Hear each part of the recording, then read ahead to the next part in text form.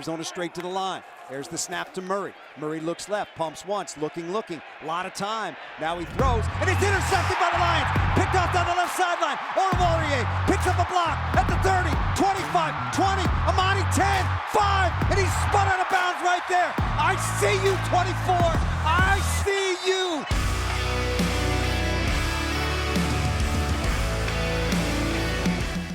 Welcome to the 20 Minute in the Huddle podcast. It is week 1 of the regular season. It's finally here, and I've got a huge show for you guys with a lot of great guests. But first, we got to talk about the news and notes from this week as the Lions get ready to host the Philadelphia Eagles Sunday at Ford Field. And look, first it starts with the offensive line, right? I mean, we've talked all offseason about this Detroit Lions offensive line being the biggest strength of this football team, and I think it is, but they're dealing with some injuries that they've got to navigate around, with a really good Eagles front coming in this weekend.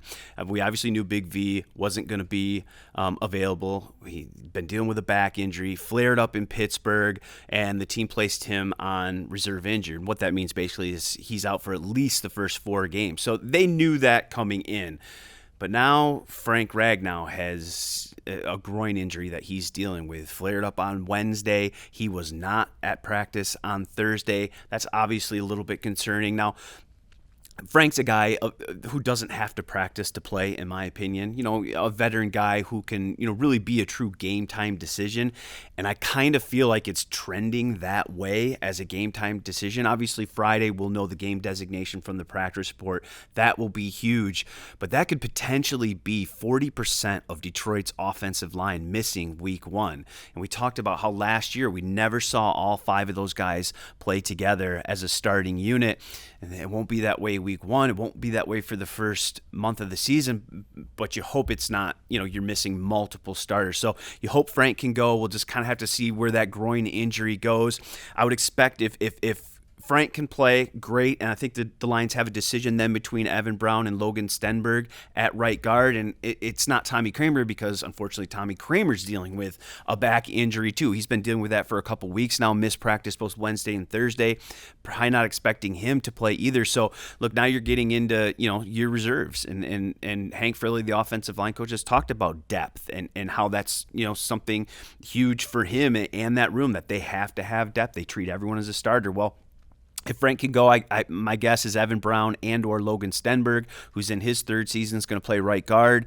And if Frank's a no-go, then obviously Evan Brown's at center. And then to me, they talked this week about moving Sewell from tackle and doing some of those things.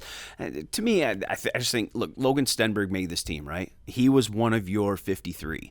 And like that's his role. He's a backup guy. A starter gets hurt, and you insert backup guy. That's why he's on the roster. So, I think, some of that's maybe just a little bit of window dressing. And maybe, if something happens within the game with another injury, now you're prepared. You've moved some guys around. You can move Sewell inside and do tackle. But I think to start that game, if Frank's not there, we're going to see Evan Brown at center. We're going to see Logan Stenberg at right guard. And, you keep the other 3 guys at their roles. And you hope the Lions' depth is good. And so, that's going to be really a storyline to watch with Frank, especially Wednesday and then Sunday, 90 minutes before the game. We'll know for sure if he's inactive. I'll have that on Twitter and on DetroitLions.com 90 minutes before, so be sure to check there for that. And then, a couple other things that have kind of, developed through the week is, we got to talk with the coordinators on Thursday. And when I was in Indianapolis at the joint practice, I asked, Swift was asked, what's his goals for, this season, and made, headlines when he said, look, I want to rush for 1,000 yards and I want to have 1,000 yards receiving. We got to talk with Ben Johnson, the offensive coordinator, on Thursday, and I asked him about, having a player that has those kind of goals, and then are they attainable? And look, he loved it, and he said absolutely. He said Swift is a great enough athlete that he can get 1,000 yards, that he can catch 1,000 balls. Like, he was leading all running backs in catches before he hurt the shoulder on Thanksgiving. So, I think he's going to be a huge part of Sunday's game plan. I think him and Amon-Ra St. Brown are going to be 2 keys. They've got some good corners over there in Philadelphia. They got a couple nice safeties, and I think they can really try to limit Chark and Reynolds, and maybe you do some matchups with T.J. Hockenson. I think Amon-Ra St. Brown and Swift have a chance to really kind of be those guys that get one-on-one matchups, and you can take advantage of it. I think that's going to be the case for Swift all season long. And look, Ben Johnson said if he gets 1,000, the Detroit Lions as an offense are in a really good place. And I have to agree with them. There's only been, like I said, 3 guys that have done it in NFL history. So, I think the expectations are really big for DeAndre Swift coming into the season. I'm excited week 1 to kind of see the kind of impact that he can have, and if he can maybe start to live up to some of those lofty goals that he's got. When you think about the Philadelphia Eagles, you have to think about last year's game, right? It was 44-6. Philadelphia came in, ran for 236 yards. They ran for 4 touchdowns. They averaged 5.1 yards per carry. And look, they beat up the Lions. Let's be honest. That's just kind of what it was. It was a butt whooping, and Aaron Glenn admitted as much. The players admitted as much. And look, the Philadelphia went on to kind of find something and become a playoff team, and it spurred some changes with Detroit as well. Ben Johnson was elevated the pass game coordinator. Dan took over play calling, so it spurred some things. But Aaron was asked this week if that loss still stings a little bit, if there's a revenge factor per se. And he said, yeah, there certainly is. Now it's a new year, there's new players, but you think about that. And look, they spent a lot of resources on that defense. They changed schemes. They knew they had to be a better team against the run, especially. And so he took it as like, look, I'm excited. Like, this is going to be our test. We get it week 1.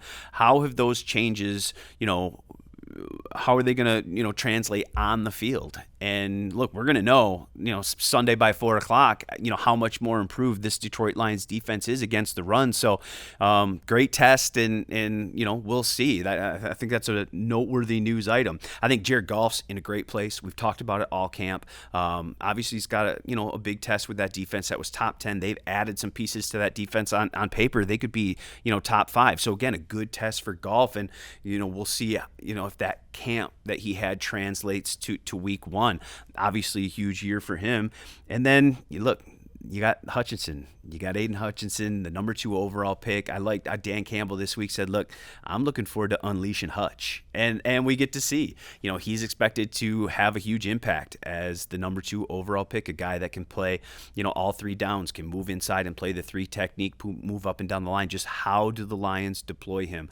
What kind of attention does Philadelphia give him? And can he be an impact guy both in the pass and setting the edge on the run, which I think is going to be important key Sunday as well. So, there's lots going on. The injury stuff with the offensive line's obviously the big news, and we'll have to watch how that develops. But there's your news and notes for the week as the Lions take on Philadelphia Sunday. Should be fun.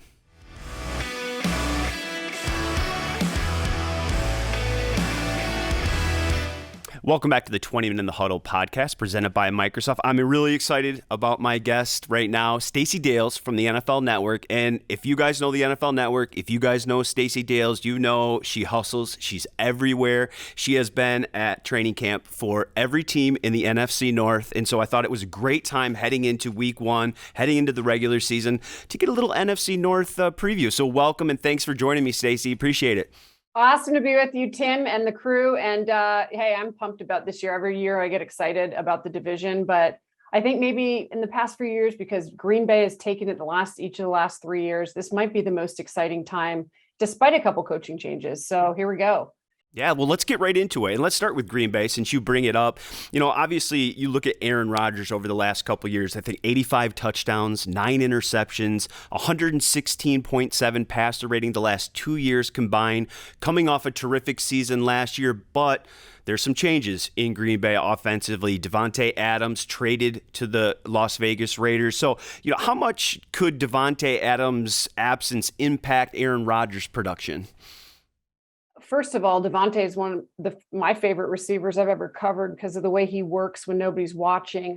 The Raiders got obviously a great one, a future Hall of Famer. But if you look at, Tim, any of the games the Packers have had to play without DeVonta over the years, it's been by committee, and it's going to be the same thing. I mean, I just continue to go back to their game Thursday Night Football against Arizona a season ago. And Aaron Jones, I think their running back, may have been their leading receiver in that game. I mean, this is going to be by committee with the receiving core. Alan Lazard, Sammy Watkins, and Randall Cobb are the veterans, but you're going to see a lot of Romeo Doubs.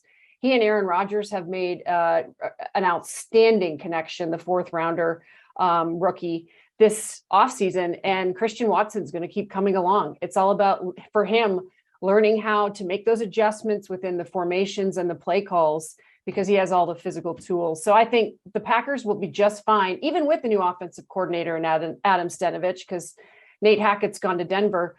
I think they'll be just fine because of all those things you just said about Aaron Rodgers. He is fantastic. Well, and then you look at the other side of the ball too, Stacey, and it looks like to me that really all 3 levels are pretty stout on the defensive side of the ball. Do you agree that that's, a big strength of this football team is their defense? I would think even Aaron Rodgers would argue that it is, Tim. I think you raised a great point. And in fact, he mentioned recently, usually I would say from a quarterback's perspective, you look at one guy to pick on. If a team has a pretty good defense, he said, I don't see a guy that I can pick on within our defense. That's how good he sees them. Wow. I think they're outstanding. I think Quay Walker and Devondre Campbell bring such leverage that they can do so much up front. And then their secondary is just so experienced now, and they're healthy. So, I mean, we talk about all this. It's going to be week 1, and we'll see what happens. Injuries are always the common sort of denominator for every team, but you hope everybody stays healthy. But the Packers are good defensively, as good as I could remember for a while. Do you agree with me, in my assessment at least, that I think the NFC North still goes with Green Bay, even though they've got some changes up there in Green Bay? I still think the division goes through Green Bay. Would you agree?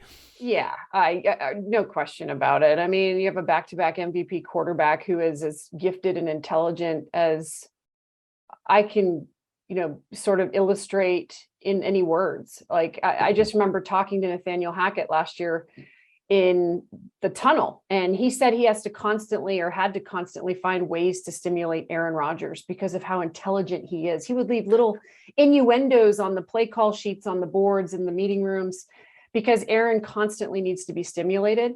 And Matt LaFleur is fantastic. Aaron can go out and do what he needs to do to keep this team in positions to be successful. So because of the quarterback and this defense that we just talked about, they're the top of the division until somebody proves otherwise. It's so nice to have one of those guys, Stacey, that you can never throw something at Aaron Rodgers that he has never seen. It's like with Tom Brady and some of these other guys. There's no defense he hasn't seen, no rush, no protection, nothing. It must be real nice as an offensive coordinator just to have a guy like that you do have to stimulate because he can get bored with how much football he's seen. There's no question. I mean, he's just really interesting, and I can't believe all these years later, he just gets better every year. So yeah, if I look around the division, I see Aaron Rodgers and Kirk Cousins and Justin Fields and Jared Goff, and goodness gracious, a couple coaching changes. So to me, Rodgers still takes the cake so far. Well, let's get a little closer to your neck of the woods. And since you mentioned it too, let's talk about Chicago a little bit. New GM, Ryan Poles, head coach Matt Eberflus. What were your first impressions when you went to Chicago camp and talked to those guys? The energy under Flus has changed. There's a level of discipline, and I always speak with such respect for the previous regimes because they go through a complete different set of circumstances. And so he takes over in year 1, defensive minded guy. Eberflus to me is somebody who has already instilled discipline in his players to where they're working at a different pace. So the culture is already changing in Chicago. The defense needs to be better. They want more takeaways. There are a number of areas the Bears believe they can get better, but I say all that with him as a defensive-minded coach, but the offense is going to be the story. Justin Fields is going to be the story. Luke Getsy, who just came from Green Bay, right, Tim? He's going to be the offensive coordinator, the story. How does he call plays? Does he tailor them to Justin Fields' skill set? I think he does. And I think they like his development over the course of this offseason. He's more confident. The game is a little bit slower to him, because they've had a plan, and I think they like the progress of their plan. Have they surrounded him with enough weapons for him to succeed, though, Stacey? It's hard to tell. It's hard to tell. We really don't know who Velus Jones is, who's their third rounder this year, because he spent some of camp out. We know who Darnell Mooney is. Yeah. I mean, Byron Pringle had his best year with the Kansas City Chiefs last year. So, can he replicate a better year with a new quarterback and a new system? Equinemius St. Brown's got speed, but he's never even really been the guy in Green Bay. So I don't know. They're expecting big things from Cole Kmet. I would say a lot like, I think TJ Hawkinson's a little more proven at the position, but Cole needs to make that jump. Yeah. And so they're going to be asking a lot of him. We know the running backs will be good. David Montgomery is vastly underrated in the NFL at the position. And so, I think it all hinges upon the offensive line, and can some of these even unknowns emerge as knowns? I mean, I could throw a name at you and Dante Pettis, right? Mm-hmm. This is a player who may be the best route runner, according to the Bears, outside of Darnell Mooney on the team. And he's new. Second rounder formerly in 2018. So, and he's been around the league a little bit. So we'll see. I mean, Bears fans can be optimistic that they have a quarterback who can be a gunslinger, but can they get Justin Fields moving consistently to dictate what defenses do will be the question. Are we going to still see the same Roquan Smith that we've seen here in Detroit? Obviously, a thorn in the Lions' side for a few years now. How has that been a distraction at all, Stacey? Can we still expect that same kind of guy? I know that's very unsettled there. He wanted a new contract. I don't know if he's going to get it. What's the situation? What's the deal there with Roquan and that Bears defense? I think Roquan, Tim, always plays with a chip on his shoulder. I mean, which is why over 4 seasons, his numbers stack up to a guy like Shaquille Leonard in Indy. His numbers are comparable to Shaq Leonard's, who's the highest paid inside linebacker in football. I think he'll play with a chip on his shoulder because he didn't get the contract. I always think these things bother a locker room, no matter what coaches and players say. When there is unsettled money, if you will, or dispute, it's a relationship that's going to have to be mended, and that takes time. So, I mean, Allen Robinson's a good example last season, right? Allen went through a couple of years. Now he's with the Rams, where he wanted a contract. The Bears never budged, and got his opportunity. He was gone. He was bolting out of Chicago. So you hope that doesn't happen with Roquan, because he should be a fixture with this defense for years. That's how good he is. This team historically, as you know, hinges upon the monsters of the Midway mentality, the Urlachers, the Lance Briggs, the linebacker position, Mike Singletary. This is where the Bears covet. You better figure out how to mend that, right? Because that's the leader on the inside of this defense, and really the impact overall.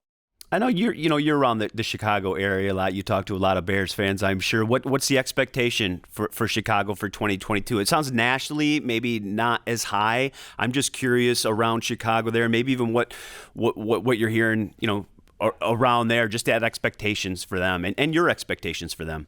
Yep. I think people are realistic.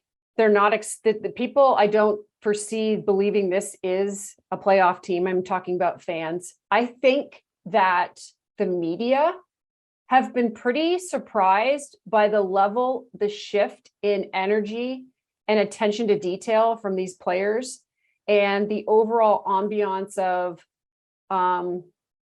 just how clear Matt Eberflus is on what he wants and the standard that he expects. And then I think that was all just embodied by them just scrapping a bunch of guys. I mean, you talk about, you could just get rid of Akeem Hicks and Khalil Mack. Like they wiped the slate. It's a new slate. The players know it. And they are playing for not only for themselves, but the guy around them. And I sense that. So I think that has been a little bit surprising within the city of Chicago, that has made folks believe a little bit more that this team maybe could win a couple games that maybe you didn't think they might.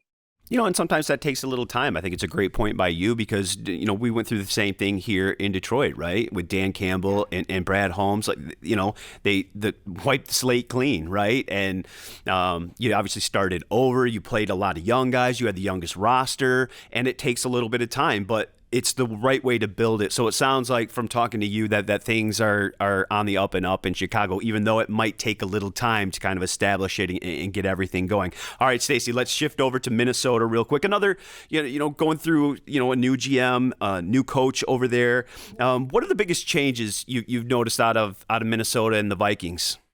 Yeah, another one where it's a complete cultural shift. Kevin O'Connell comes in, just won a Super Bowl with the Rams, brings Wes Phillips with him, who's the new offensive coordinator. So very much an offensive-minded head coach and collaboration to kick things right off. And to pair that with a guy he spent time with in Washington and Kirk Cousins, I think this team could sneakily beat him, the best offensive team in the division.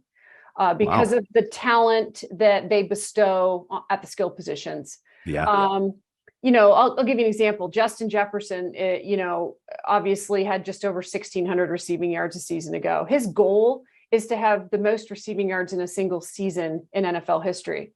A guy well. Remember? Yeah, that guy. What was his name again? Megatron? Something like that? Yeah. Megatron. So he wants to surpass Kelvin Johnson. So his mindset, this is a baller, man. You've got to love that too. You've got to love a young guy who's got those kind of goals, right? Oh, I just love it. Like I'm goosebumps right now because when I watched him practice this year, I'm like, this guy is a route running savant and he's so young. It's hard to believe he's in his now, third year? Yeah. And then that's crazy.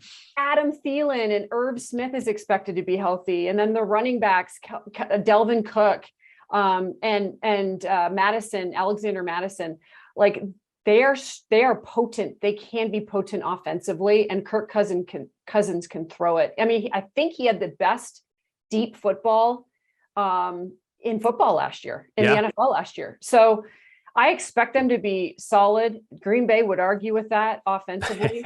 I'm sure the whole division would, because there's nobody's played a game. So wins and losses dictate all the bragging rights, but where they're going to make the biggest jump is defensively. So we know the offense is going to be good, but I'm looking at Lewis Steen and Andrew Booth in their backfield, these two rookies. And to me, that just already made them better. Zadarius Smith makes them better. Brian Asamoah, another rookie, makes them a little bit better. And so, they have to make a big jump under Ed Donatel. Zadarius Smith and Danielle Hunter, I think, could be one of the best edge combos in the NFL. You agree? Totally agree. Couldn't agree more if they're both healthy. Yeah, and that's the big thing, right? Yeah. Yeah, I mean, you had Danielle miss basically last year, Zadarius missed last year, both because of injury, most of last year for Hunter. But I was at training camp. They both told me they're healthy. They both told me they feel like 100%. So let's go, because when they come off the edge, they're disruptive. And in this division, you have to disrupt Aaron Rodgers, bottom line. Yeah. So if you want to win the division, you got to get through Aaron Rodgers. And I think they have two edge rushers that can do it if they're healthy, can get there. So what was the biggest storyline for you, Stacey, leaving Minnesota and leaving the time you spent there at their training camp? The relationship between Kirk Cousins and Kevin O'Connell, and Kirk Cousins just so he has a clean slate, but he's learning a new offense, and he's, over a decade in the NFL. He's spent time with Kevin O'Connell. I'll never forget last offseason, Kirk Cousins told us, I went back and I watched every single play of my career dating back to when I was drafted. And I was like, that's interesting, because I always think, don't you want to look forward and start fresh? But it's almost like he was looking back to say, what do I need to do better? What do I need to fix? Well, scrap that. Now he has a clean slate, a fresh start with an offensive-minded head coach. And it's all forward thinking, which I think can be very innovative when you have the skill set of a Kirk Cousins and the positivity and mindset of a guy like Kevin O'Connell, who also played the position. And I agree with you, Stacey. I don't think enough people view Minnesota as kind of a sleeper in the NFC. I think they are one of those teams that really could surprise people because of some of the improvements they've made on defense that you mentioned and those skill position weapons. And if Kirk Cousins is as good as you kind of think he might be with this new slate, that's a dangerous team to me. Totally agree. Totally. And the running backs are good. I mean, we just can't say enough about Dalvin Cook. If he's healthy, again, health is everything hinges upon it. But I like the Donatel too addition. I mean, that's a Vic Fangio mindset, right? Let's get off the edge and create turnovers and, be disruptive. And so, I always kind of like caution myself though in these conversations early, just because things change so much from even week 1 to week 2. Yeah. But it is exciting to think about the potential of each team as we go through them. Now, I would be remiss if we didn't get into the Detroit Lions just a little bit. Yeah. From the outside looking in, and obviously Hard Knocks changes things a little bit because everybody gets kind of that inside look. But I'm just curious, what's your impressions of Detroit, Dan Campbell, Brad Holmes, what they're doing here heading into their second season from the outside looking in? I'm kind of fangirling over the Detroit Lions. I'm a big Dan Campbell fan. I'm a big Brad Holmes fan. I think all of those years Brad spent with the Rams and all of their ups and downs, but then the pivotal moments of growth and the culmination of where they've come as a franchise from St. Louis to LA and the success and the type of players that they acquired and the culture, that's what Brad brings. And I think because of Dan's track record and some of the success he's been around, and then the assistant coaches have always impressed me that he has surrounded himself with. Like, I think Ben Johnson is superb. I think that he is so buttoned up and he is so detailed, but then he's just so positive that this is exactly what this offense needs. And I love that he's tailoring it to Jared Goff. I mean, when I think about coordinators that take over and they try to create their system and not take into account the skill set of the guy they have, I get frustrated. I get so frustrated. And I think he's tailoring this to Jared Goff, who, when, think about that 2018 season, when he had just astronomical numbers with the Rams. I mean, this guy's been to big games, Super Bowl games. Like he can be a good quarterback with the right coaching. And that's not to take away from last year, but I think now in his second year, I do believe it when I hear there's a new standard. And this is no longer we're the underdogs, but we expect to win. And for Dan to say situational football has been our biggest area of growth this offseason when we haven't even played a game, that gets me fangirling over this team. And I think I like the additions. I mean, I love the DJ Chark addition. I think DeAndre Swift can have an incredible year. There's just so much to look at. I mean, Amon-Ra has already showed us what he can become, right? TJ needs to make a jump, like catch the ball and, barrel over people in space and be a red zone guru. And, so yeah, I like it. And I am obviously very excited about Aiden Hutchinson. He has already changed the complexion of this defense. We heard Brad Holmes and Ray Agnew talk about it, immediate impact on day one. So because of him, because of, some of these additions, I kind of believe like this team could win some games that people might not think if you look at their schedule, Tim, to start off the first 4 games, this is a winnable stretch. Yeah. You have Philly is a good team now. Okay. They might just win the NFC East, right? But you have Washington at home, you go to Minnesota, and then you have Seattle at home. Like, you could win some of those football games, which that could transcend so much for them because of the close games they lost last year. And then they finished last year winning some of those games. So yeah, I think the energy in Detroit, I mean, better than I do. You could tell me better, but I think it's pretty damn good. It is high, and I think you hit the nail right on the head when we were talking about Goff, because obviously, he's the most important player on this football team heading into the 2022 season. And I think the word that is confidence when I think of Jared Goff and the difference between last year and this year. And like you pointed out, I think a lot of that is because he was given ownership of this offense, right? And he's got a potentially top 3, top 5 offensive line. He's got DeAndre Swift and weapons. We didn't even talk about Jamison Williams. And he's going to be back probably sometime late October and November, and what, his vertical threat will mean to this team. Look, Jared Goff was the number 1 pick for a reason. And you mentioned it with his seasons in LA in 2018. When you protect him, when you can run the football, allow him to do play action, which is his strength.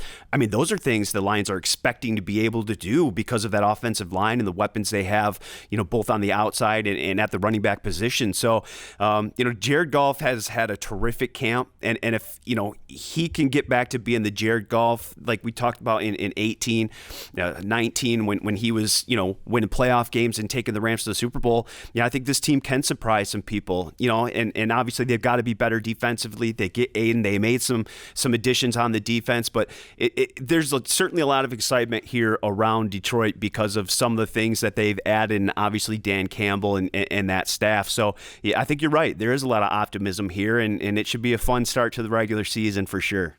Yeah. And I think we're going to make a lot about like some of the Hard Knock stories, like, right. Malcolm Rodrigo, he's captivating us. But what for me it is the diagnosis of a skilled player who's undersized at his position, ostensibly, because of, and I think, I forget who described it. It may have been Kelvin Shepherd. I'm not sure. The linebackers coach, for him to describe, because of the spread systems offensively in the Big 12, you're seeing a guy in maybe more nickel situations. Right.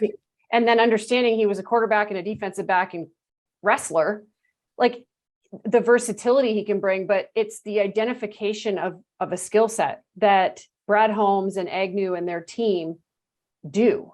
And that is what intrigues me really about this roster. When I hear Brad Holmes, I listen to him because he is really smart.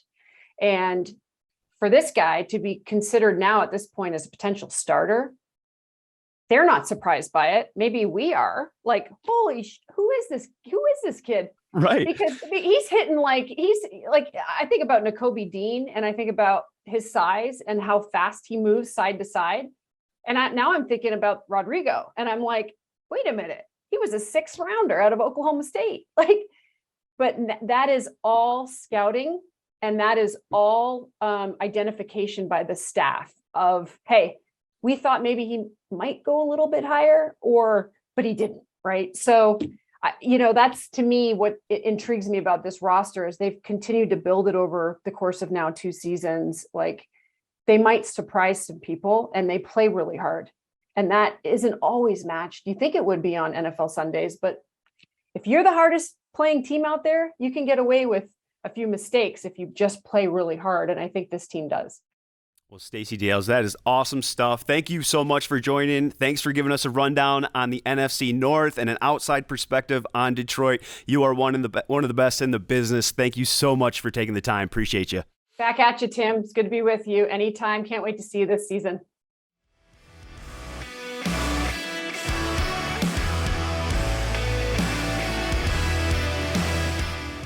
Welcome back to the 20 Minute Huddle podcast presented by Microsoft. I am joined by Eagles insider Dave Spadaro to give us the rundown on everything Week 1, Eagles, Lions. Dave, Week 1 is finally here. How exciting!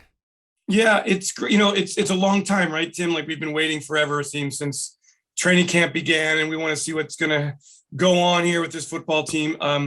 In Philadelphia, like the level of excitement, I can't tell you how high it is. It was been such a busy offseason for the Eagles, making the playoffs last year, adding a bunch of really top-level talented players.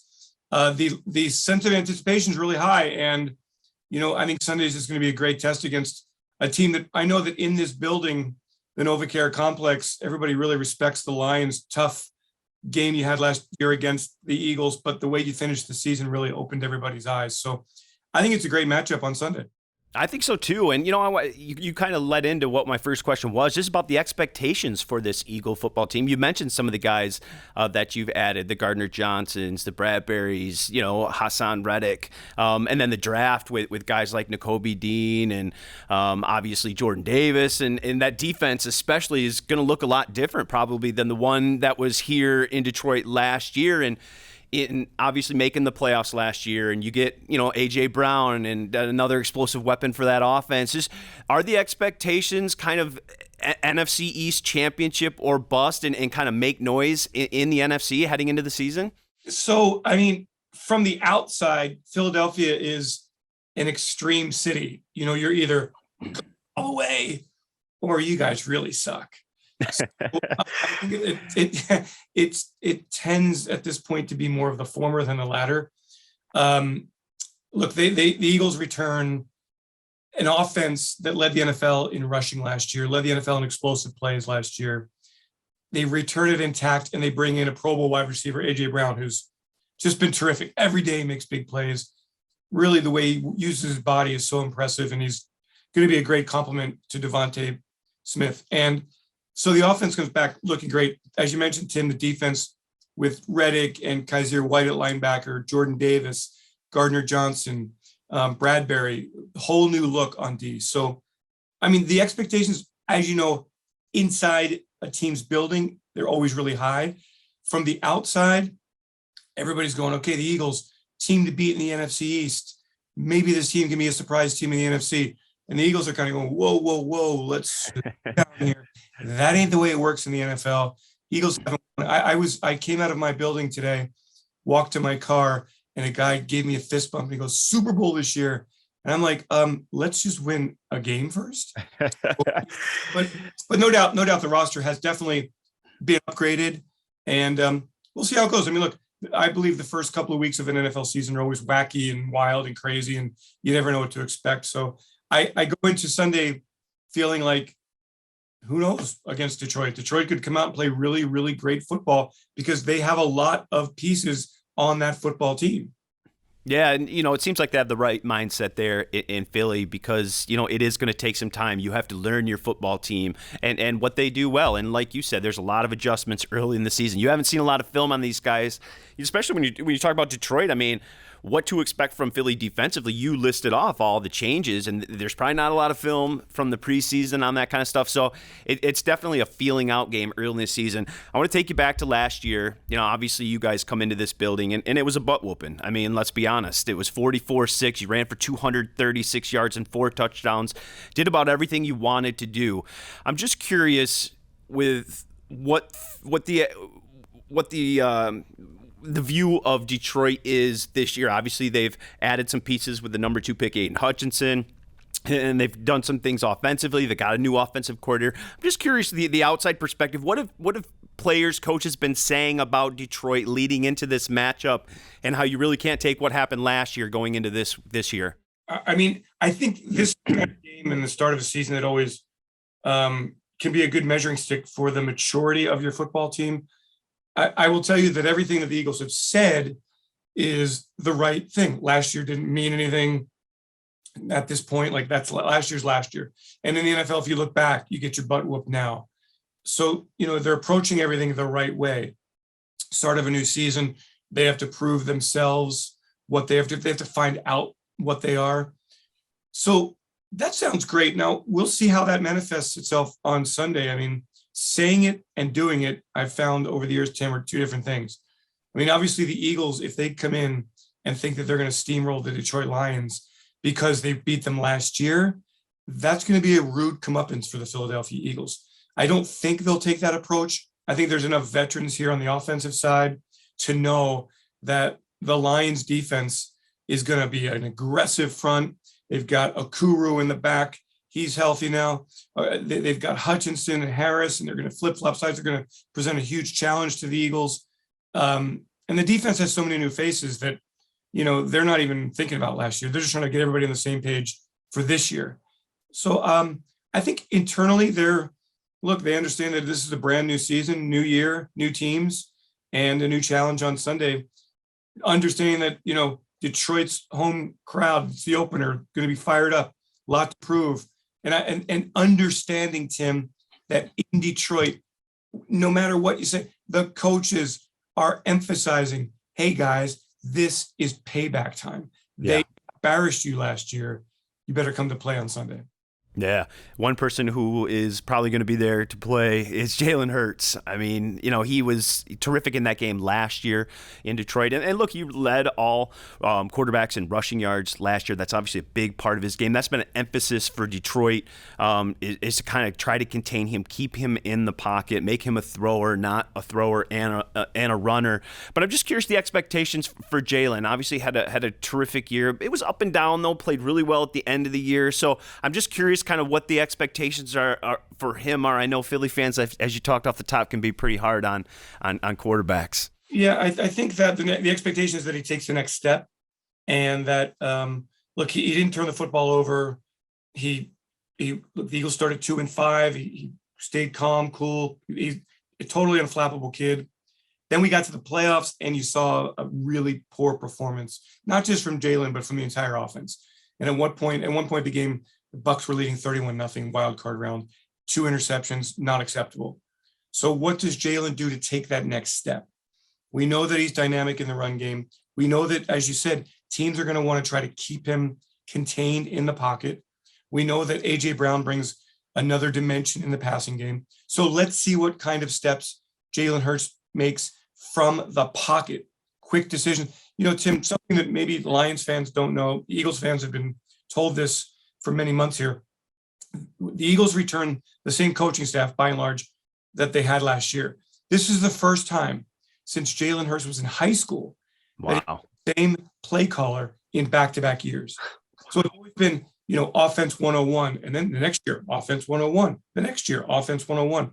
For the first time this year since high school, he can go 2 levels deep into the offense. And the Eagles have seen better decision-making, faster decisions, more accuracy, better mechanics, a better quarterback this summer. Again, how that translates to the regular season, we'll start learning on Sunday, but the team knows and Jalen knows he's got to be better and win from the pocket. NFL playoffs come. I've been around since the Randall Cunningham days here. All the mobility you want. We see Lamar Jackson. Until you learn to win from the pocket, you have a very tough time winning in the playoffs. Yeah, Detroit, Philadelphia, 2 franchises that are probably pretty happy with first-round defensive linemen they took in the draft. Obviously, Aiden's been everything Detroit had hoped for and more. You guys are going to certainly have to be prepared for him on Sunday. But the Lions, the same thing with Jordan Davis. We saw the rep that went viral in training camp. But has he been the real deal for you guys all through camp? I would say he's been, I think the expectations for Jordan are different than what they might be for Aiden, because Jordan comes into a situation where he's got Fletcher Cox, Javon Hargrave, Milton Williams in that defensive tackle rotation already. So Jordan doesn't have to come in and be a star. And I don't know if Hutchinson is feeling that kind of pressure, or at least that those are the outside expectations. Yeah.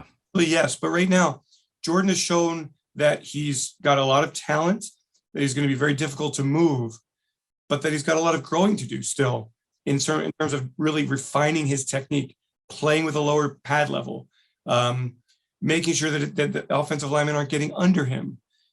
He's going to be taken to school by some of these veteran offensive linemen. What will his role be? He's working in a 4-man defensive tackle rotation. So the reps are not going to take 50 reps a game. He'll take 25 reps a game, 30 reps a game. And in those reps, he'll get better and better and better. The upside with Jordan Davis, like the man, is massive. But the expectations right now, come in, contribute, and get better. And I want to finish with this, Dave. Just maybe a key matchup. You started to look toward this week 1 game. What was maybe a matchup you thought, or maybe 1 or 2 that you're like, this is going to be really key in deciding the outcome of this game? Obviously, there's going to be multiple ones, but maybe a couple main ones for you when you started to look at it. I think just from a macro sense, that the Eagles ran the football so effectively last year against Detroit. So do they come in and say, hey, Lions, prove that you're better at stopping the run than you were last October 31st? Do they emphasize the run game offensively? And then defensively, I think that everybody in Philly's, kind of not really aware of your receiver, St. Brown, what he did last year. And he catches over 900 yards, more than 6 catches, I think, or in the last, more than 8 catches or whatever it was, 6 catches. 8 catches in the last 6 games. Yeah, he's a really good receiver. And when you combine him and your tight end and your running back, like that's a great 3-level combination for Jared Goff. So I think it'll be a test for an Eagles secondary that has, 3 new starters. James Bradbury, who didn't play in the preseason. Chauncey Gardner-Johnson, who's been here for a week at safety. Marcus Epps, was claimed off of waivers a few years ago, and all of a sudden is the veteran of the safety group. How does that group come together in terms of communication and everybody being on the same page against a Lions offense that really, really got better last year? So those are kind of the matchups that I'm looking at. I mean, also, look, I'm curious to see how Detroit matches up against Brown and Smith. Yeah, these are 2, 1A level receivers. And I'm going to be surprised if any defensive backfield can go man on man against these receivers. So that's really kind of what I'm looking at from just a matchup standpoint. I think there's a lot of really intriguing matchups in this ballgame. No, I agree with you 100%. 100%. And it'll be Jeff Okudah and Amani Oruwariye against those two. And obviously, Jeff Okudah, the number 3 pick from a few years ago, has dealt with injury, only played in 10 games. So a big first game for him, a great test. There's so much to watch out for Sunday. Dave, I'm so happy it's week 1. This is fun. You be safe traveling to Detroit, my friend. We'll catch up before the game. Tim, thank you so much. And have a great week and see you at Ford Field.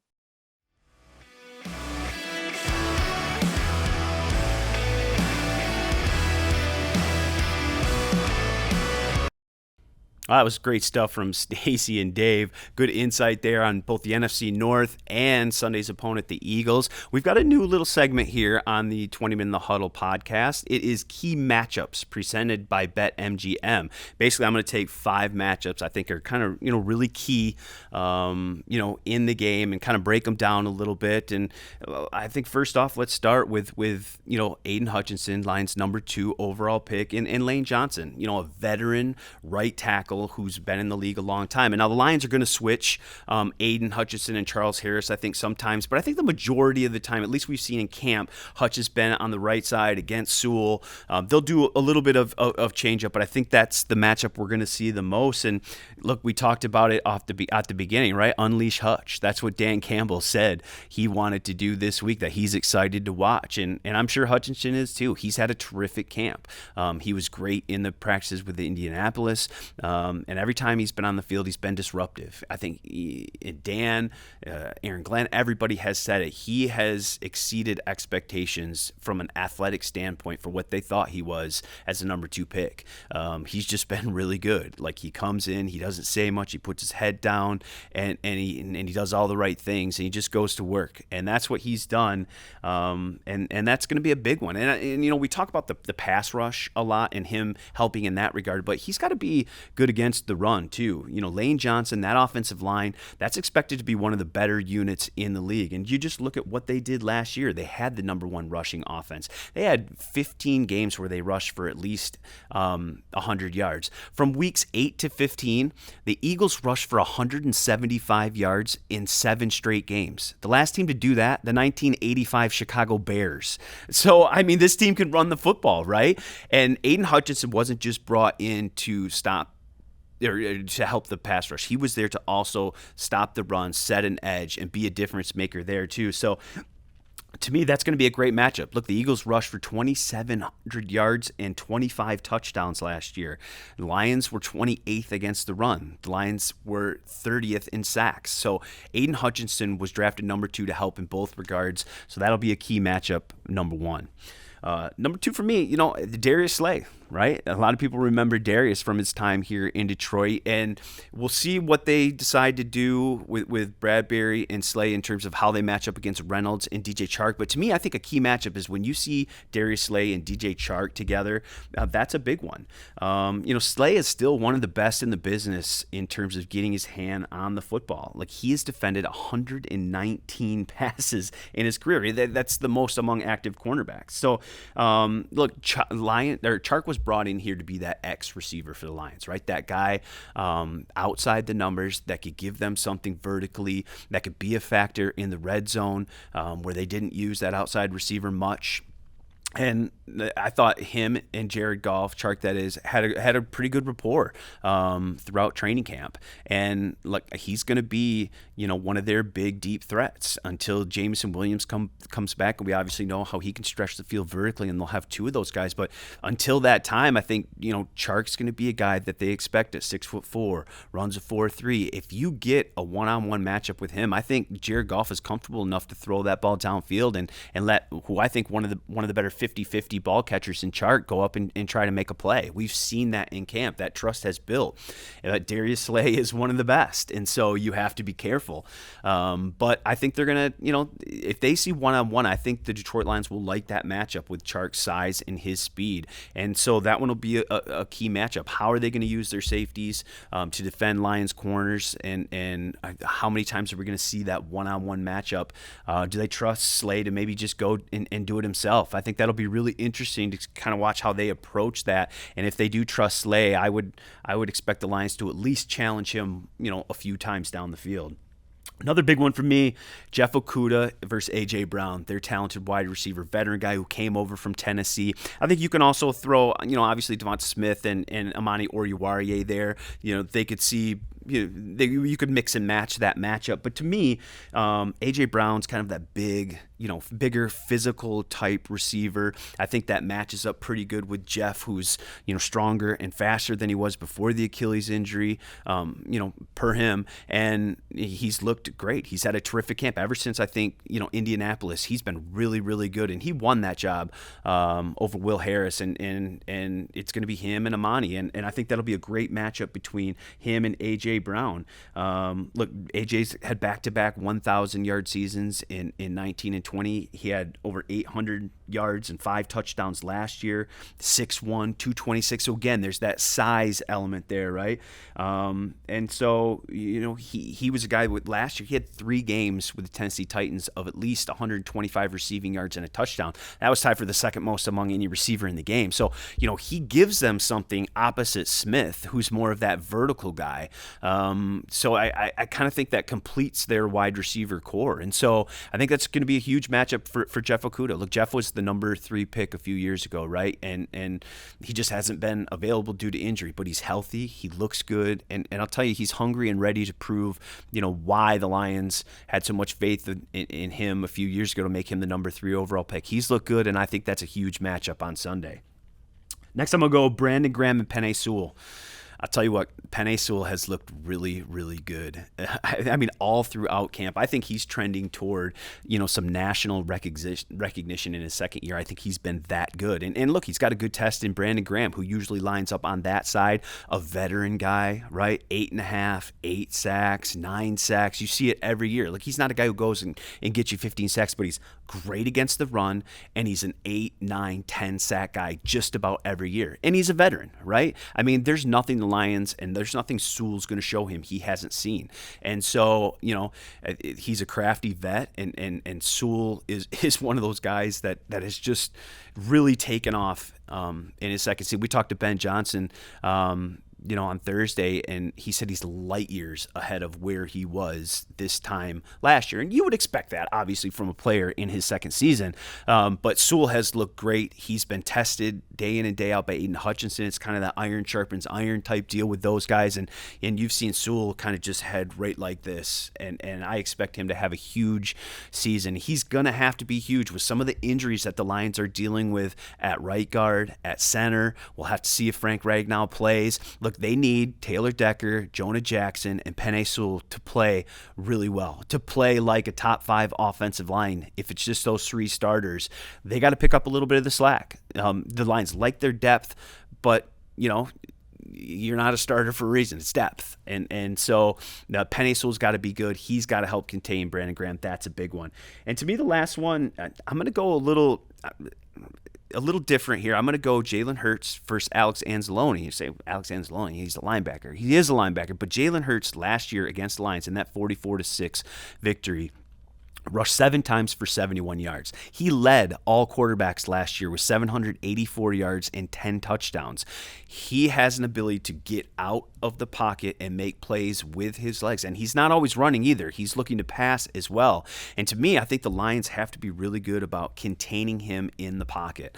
They've got to do a good job of keeping him between the tackles, not allowing him to extend it out wide. But when he does, and you get that one-on-one matchup, sometimes it's going to be Derek Barnes. It's going to be Alex Anzalone. It's going to be Malcolm Rodriguez, who are going to be the guys that are right there and turn that into a 1, 2, 3 yard gain, or it's a big gain. And Aaron Glenn talked about how important those one-on-one matchups are. I think those linebackers are going to play a really big role in helping to contain Jalen Hurts, the runner.